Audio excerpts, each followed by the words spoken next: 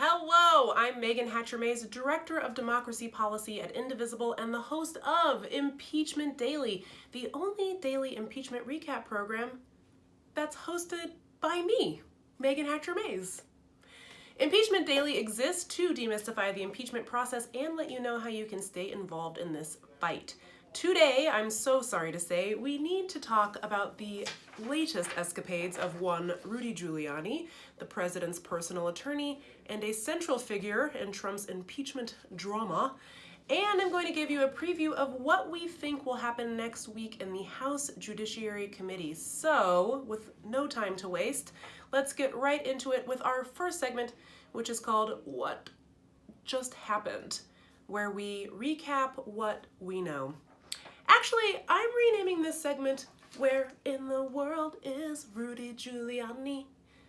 Did you guess Ukraine? Great work, Gumshoes, because indeed, Rudy Giuliani is back in Ukraine for some reason. I guess he's helping his client, Donald Trump, somehow. But can we just recap for 1 second? Donald Trump is on the verge of being impeached from the presidency because he tried to bribe Ukraine into digging up dirt on his political opponents, Joe Biden. He directed Giuliani and members of his own cabinet to pursue that goal.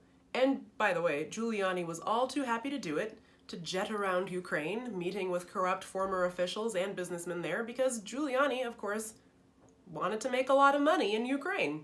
That's why he was palling around with Lev Parnas, the fraud guarantee guy, who also knows Devin Nunes, by the way.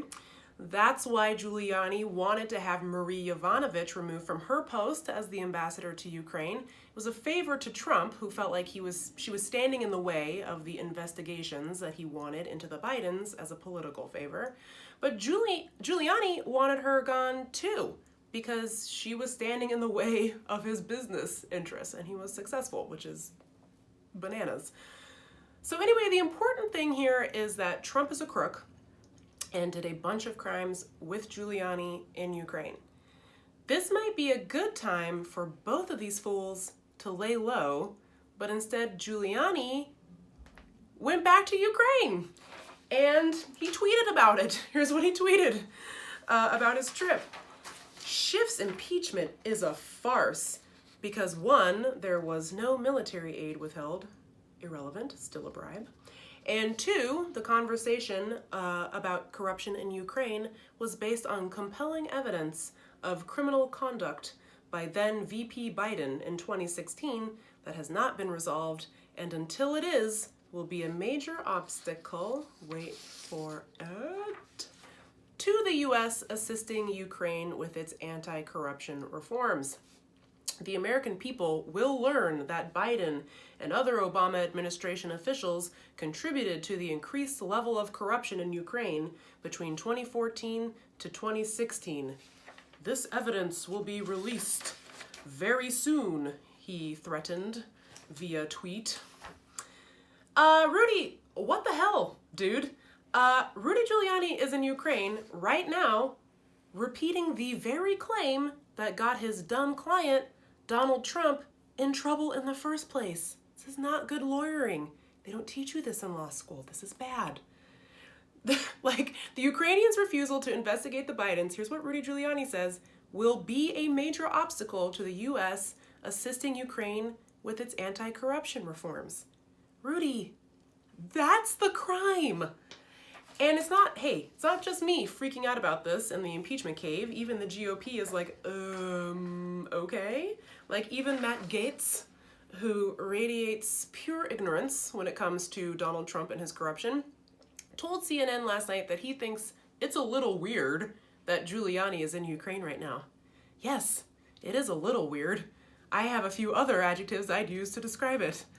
It's like Trump's own relentless criminality is well known to all of you, but it kind of never ceases to amaze me just how corrupt all of his associates are too. He just surrounds himself with some of truly the worst people in the world. Like, it's kind of amazing. I mean, it's awful, but it's weirdly impressive. I don't know.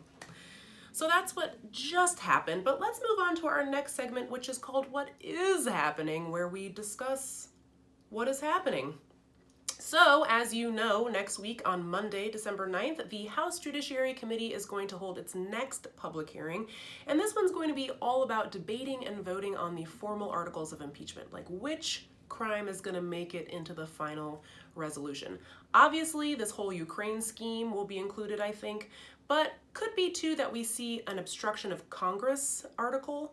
That would be dealing with all of the Trump administration officials who are refusing to testify or turn over evidence to Congress in its investigation. That Nixon almost got dinged for that one actually back in the day.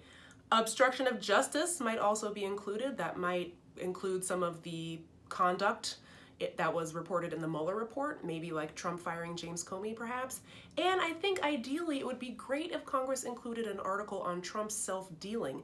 That would be everything to do with his hotel. As you know, he did not divest from his hotel business after assuming the presidency, which, okay. And as you know, foreign government officials and corporate lobbyists all stay at his hotel to curry favor with Trump. So that's bad. It's unconstitutional. It violates the Emoluments Clause, so hopefully that will find its way into the final articles of impeachment. In the meantime, did you know conservative groups are funding like millions of dollars of ads, driving thousands of anti-impeachment phone calls to members of Congress? They are outspending us and they are out-calling us. That's not good. Something like 3-to-1 members are hearing from anti-impeachment people over progressives. So I know you were thinking, but Megan, my job is done. I called my member of Congress. We got nearly every single Democrat except like 2 really bad ones to support the impeachment inquiry. Can't I rest? And the answer is no. Democracy never sleeps and neither do we. So we have to keep calling.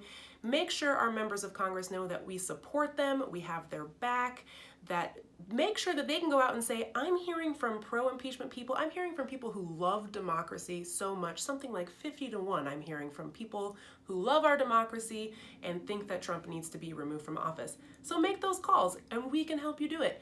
Text IMPEACH to 97779 and we will connect you directly with your member of Congress. Keep calling, keep calling.